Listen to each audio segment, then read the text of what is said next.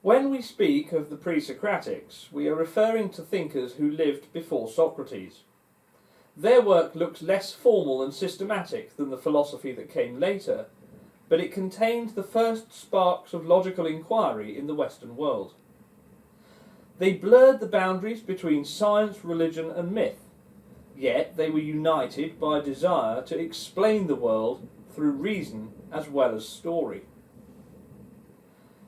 Thales of Miletus, 624 to 546 BC, is often called the first philosopher.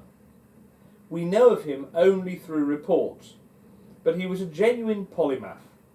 He studied mathematics and astronomy in Egypt and is said to have predicted a solar eclipse.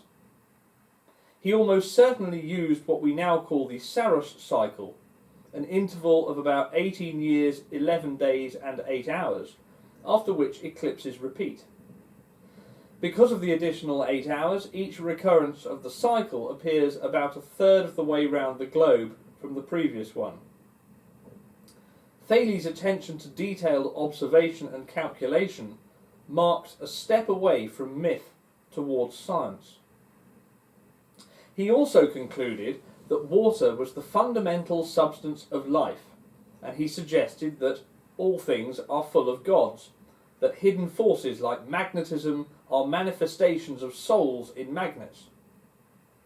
Even if these views sound eccentric, they were among the first attempts to explain the world, even if they combine reason with myth, religious and superstitious thought. Pythagoras, 571 to 496 BC, is best remembered for the theorem about right-angled triangles that still bears his name. Yet beyond mathematics, he established a religious community bound by rules that now strike us as highly eccentric.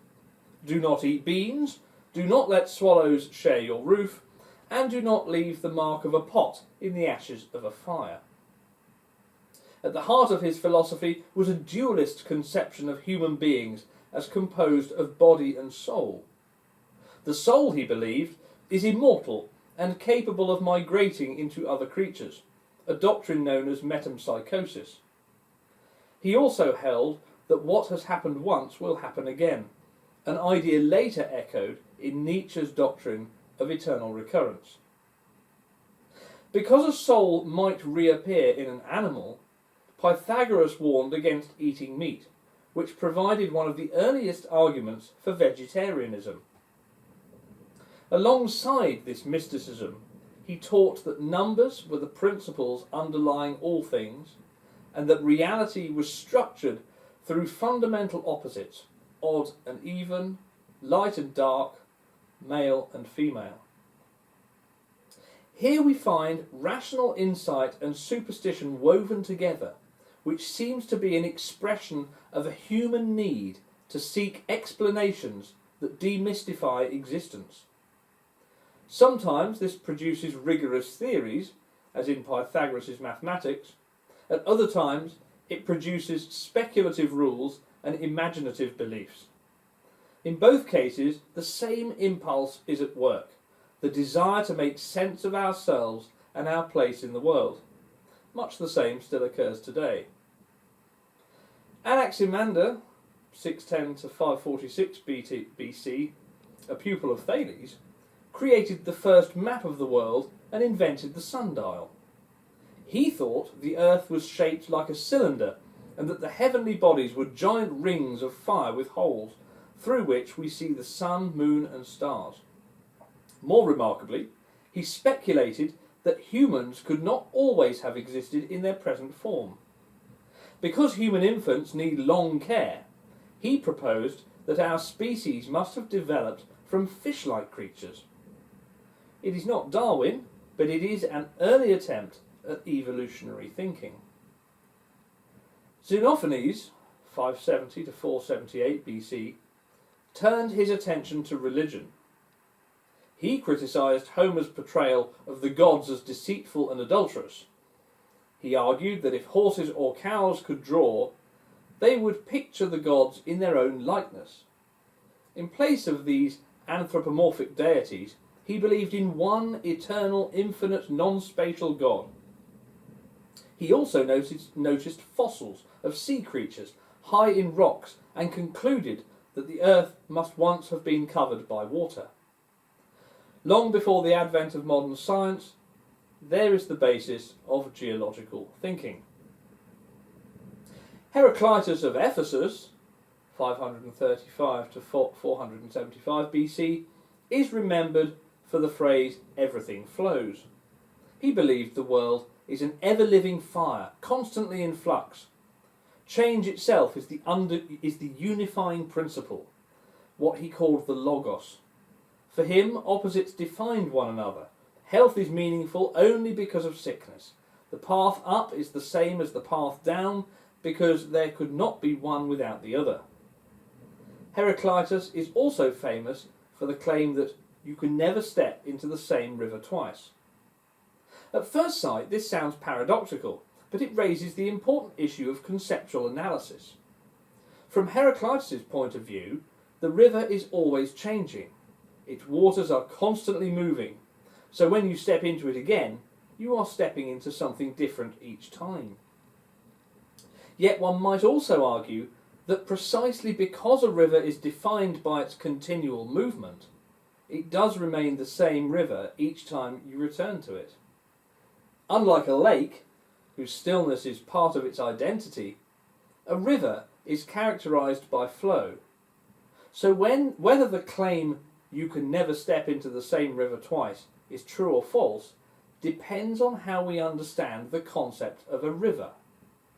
Clarifying the concepts we employ before deciding whether a statement is true or false remains just as essential today as it was in ancient times.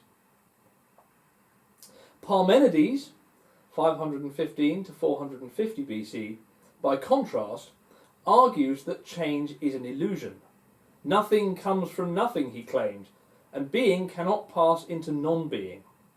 If a kettle of water boils into steam, for us, that is change. For Parmenides, it is still being, just in a different mode. His radical claim that reality is one, unchanging and eternal, shaped philosophy for centuries.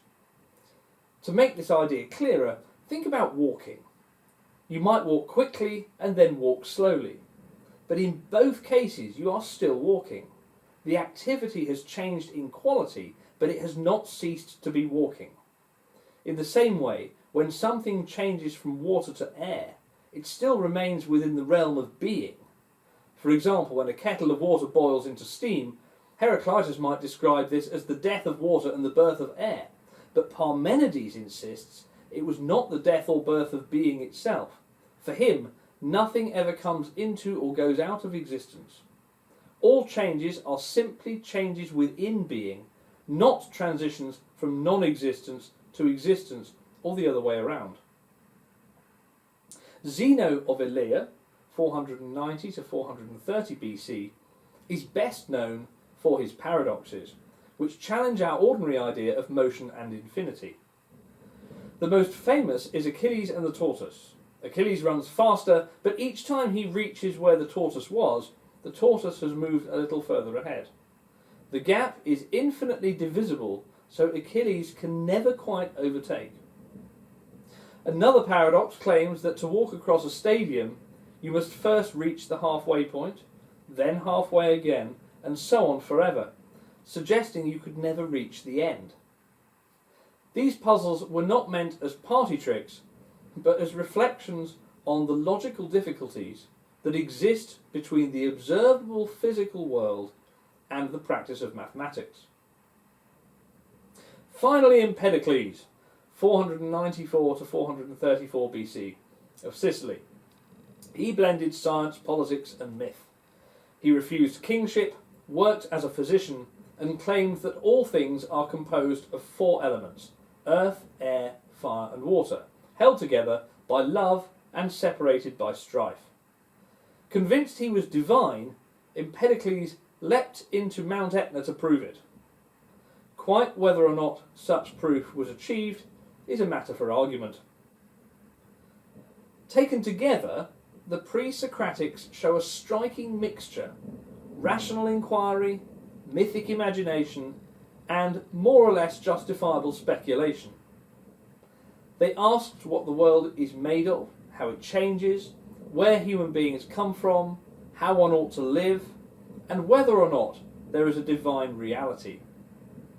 Many of their answers now seem strange, but their questions remain ours. Just as physics today ventures into ideas of multiverses or string theory, so too the PreSocratics ventured explanations beyond immediate evidence. What we can see here is that it is apparently in our psychology to search for explanations in order to demystify our existence.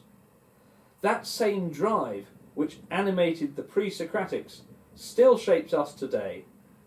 It can lead us into careful, rational theorizing, but also into speculative or eccentric ideas. The important thing is that human beings seem unable to rest with mystery alone. We are compelled to ask, to reason, and to imagine in the search for explanation that will give us peace. In doing these things, the PreSocratics laid the groundwork for a later and more systematic approach to philosophy. The drive to replace myth with reason, to confront paradox, and to ask what the world is really like beneath its appearances.